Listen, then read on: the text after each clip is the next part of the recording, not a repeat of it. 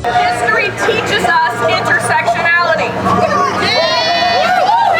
As a former history teacher, I will tell you that there is no point in teaching history if we cannot talk about our differences and how our differences bring us together.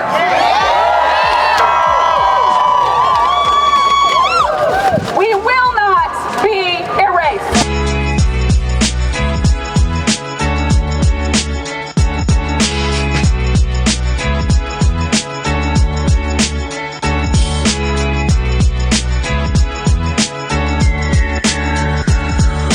Once someone has that kind of power, it becomes an addiction and they want to do more. The people in power like to keep that power by keeping others under the thumb to be able to do what they want to do. And right now, this is not about people well-being or children well-being. It's about I want you to do what I want you to do, and I want you to be what I want you to be. But that's not their choice. It's never been their choice. Trans people are people. People have always been afraid of something they don't understand. This is no different than the civil rights movement. Same playbook, different people. Different groups of people being targeted. This is the first time I ever heard of them trying to regulate someone being. Let's go! Homophobic has to go! Hey ho! Let's go! Homophobic has to go! I'm proud to be part of a denomination that has been on the right side of every social justice issue for the last 200 years, including queer rights and marriage equality.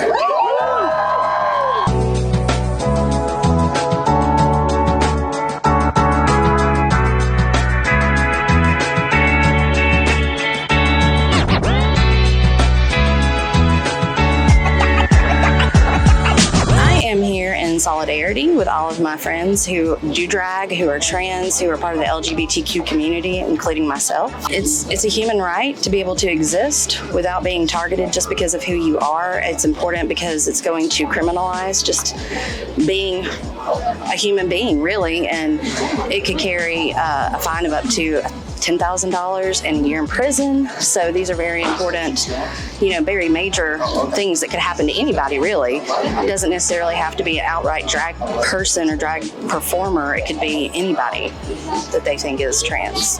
Well, it will undo half of the progress that we made so far. I think that it sends a precedent to the children in this state that there is no space for them to be any sort of creative or anything outside of what people deem to be the normal. I also think that this sets a precedent for businesses to not shop here, to not build here if they want to have equitable workplaces. This sends a message that Alabama is not a home for those that deserve equality, but a lot of people here today don't believe that's true. It starts with recognizing that across the aisle, these bills have so much more of an impact that we can realize, and those that think that this issue isn't at their kitchen table, it's already there. It's on your doorstep, and if you think that they're not going to come for you, I promise you they will. So the way that we can get started with stopping these bad legislations, one, it's easier said than done. I can't stress it enough. Vote these people out, and I mean on both sides of the aisle that are not doing enough. Vote them out because it's do or die at this point, and nobody wants to die today. We want to live. We want to live fruitful lives. Secondly, contact your local officials on the state level and educate them and put this information in front of them for the long-term effects. I talked about business earlier, but outside of business entities that will gladly skip Alabama. We'll miss out on tourism. We'll miss out on several things. So being a bigot is bad for business for Alabama, and I think that's what we need to continue to tell these legislators. In 30 years, everybody on the Supreme Court steps will be in the book. They'll talk about what happened. They'll talk about who did what. And if you really want to be on the wrong side of history, say it with your chest, but just know that your children, your children's children, and their friends will see the negative impact that you've made on the state.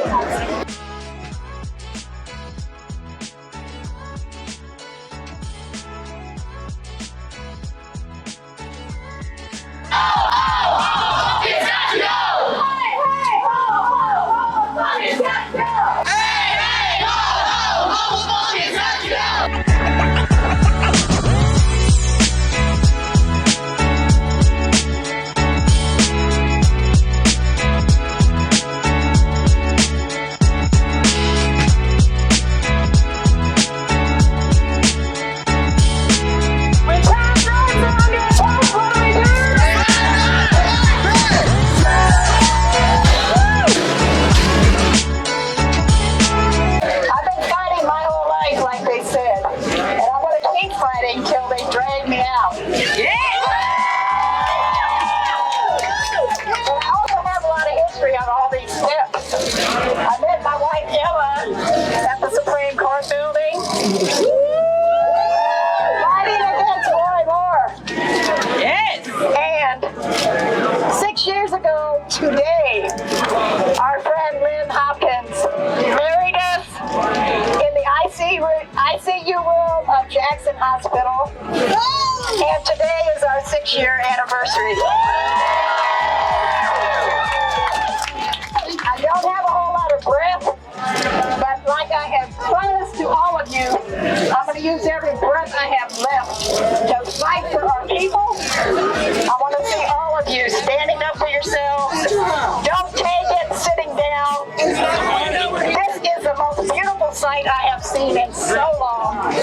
Keep coming back, keep fighting, but especially for our young people. They need us. And how beautiful are they? Oh my God. So, love you all and welcome to Montgomery. Keep coming back to fight the good fight. Yes!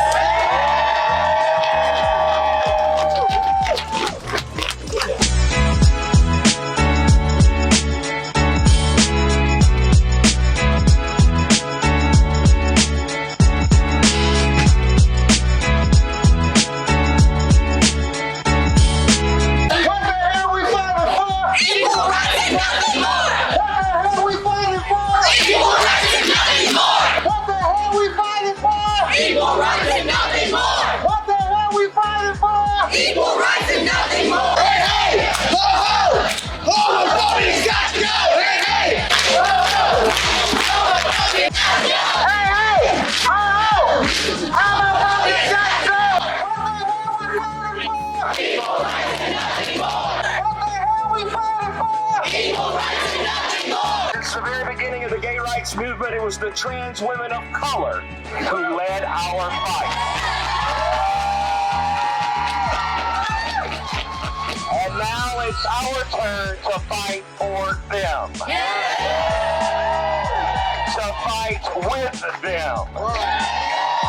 Trans rights are human rights. You know, in Alabama, we celebrate being some of the birthplaces of the civil rights movement.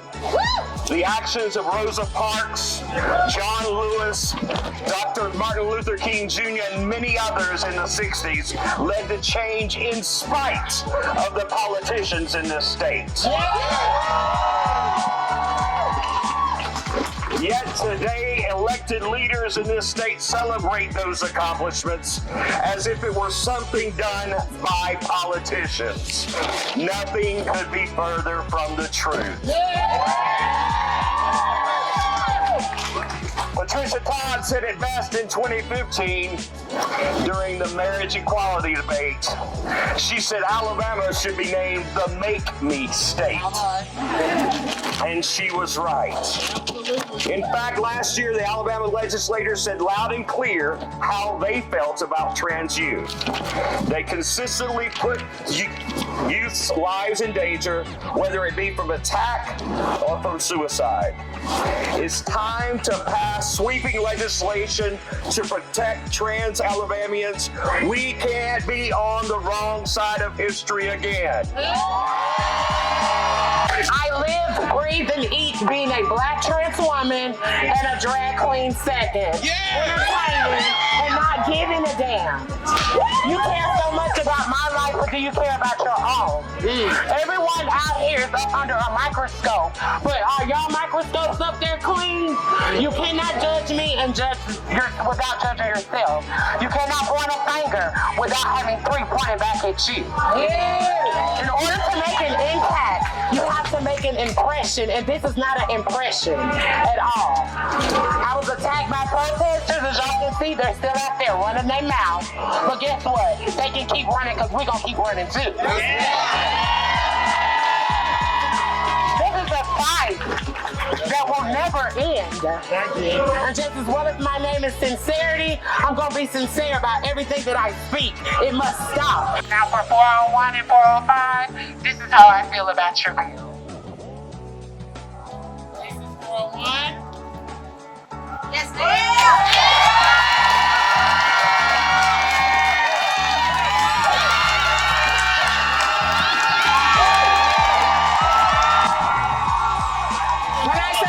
trans, you say lives matter. Trans. When I say drag, you say lives matter. Drag. Drag saved my life. I started my transitional journey at the age of 13. I was welcomed into a community that gave me a voice, not with words, but self-expression, gender expression, creative expression. That's what drag is to me. It's an opportunity and an outlet for me to represent and give a voice to the voiceless, and that's what we do with drag. Our contribution to society has continuously cultivated history, has continually cultivated culture. So what they're telling us is that our makeup tricks, our creativity, our costumes is good enough for Lady Gaga, good enough for Beyonce, but not good enough for us because we're not worthy of the gifts that we give to others. Right now, more than ever, trans rights are being attacked and under fire by this very government. And even though I'm a drag queen, and yes, I would like to continue practicing drag in public, I also understand that I would not be here without my sisters, my trans sisters and my trans brothers who started the movement. My trans sisters and trans brothers who performed before me. And let's make one thing clear. These laws are being used to erase trans people. These laws are being made to eradicate what has been part of your history for millennia. Trans individuals have walked among you for now, and now you use religion and your God for hatred and phobia. Amen. Yeah. This rhetoric must stop. These representatives must be reminded that their positions are chosen by the people for the people. I am State Senator Marika Coleman, and I am So before there was a Representative Neil Rafferty, I had the pleasure of serving in the Alabama House with none other than the Patricia Todd. And there were times when only she and I fought the good fight together. So again, I came down today as an ally of the community, and I wanted to bring up in my own way the man, the one and only, who fights the good fight sometimes by himself down in the House of Representatives, none other than my friend, my brother. Give a rousing round of applause to Representative Neil Rafferty!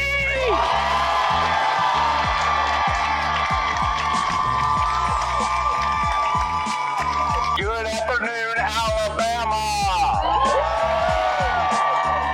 Where are my city folks around here? Where are my country folks here? See, this is what they don't want you to know. That we inhabit, that we vote, that we pay taxes in every single corner and every single street of this beautiful state, Alabama. They don't want you to focus on the real challenges, the substantial challenges that we face together, whether it be healthcare and Medicaid expansion, whether it be access to opportunity for all Alabamians, whether it be ensuring that education is adequately and equitably funded. Instead, what we see them do is demonize, dehumanize the most marginalized, vulnerable people of our community. Demonizing our youth, demonizing our supportive parents and family, demonizing our art and expression, demonizing our right to exist. And so they continue to strip us of our access to the voting box, to meaningful and contextualized education, to parental and family rights. They'll say that they are full parental rights, but when it comes down to it, they're only for some parents' rights. They attack our right to bodily autonomy and to the right to choose how we go about having our families. Absolutely. They want us to hide. Make no mistake. We make them uncomfortable. They want us to go back into the closet. But will we go back into the closet? Will we refuse to back down? Will we leave this state? No! Because this is our home. Because this is our state. And remember this right here, this is the people's house. That is the people's house. And you have every right to be there as anyone else. So it's time for us to demand it's enough. It is enough. It's time for us to demand better government. Representation that represents everybody that calls the state home.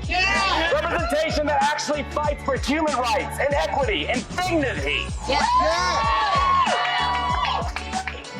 And we must declare that this is Alabama, and as so many have already said before, we dare defend our rights. Evil and biased lawmakers in our state house are proposing other legislative vehicles to wipe out the LGBTQ plus community in Alabama. This includes House Bill 405, which is labeled the LGBTQ plus Eraser Act. Y'all know about that bill, right? Okay?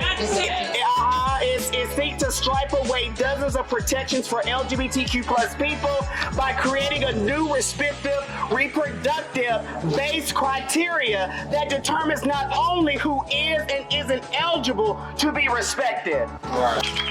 There's a reason why Alabama is among the worst states on record in terms of advancing anti-LGBTQ legislation.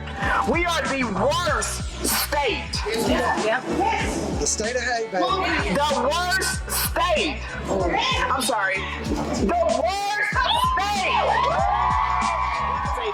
A quote from one of my favorite historic movies that says, "The things that you do to us in the LGBTQ plus community will turn around and crumble back to you." What you sow, you shall reap. What you sow, you shall reap. What you sow, you shall reap.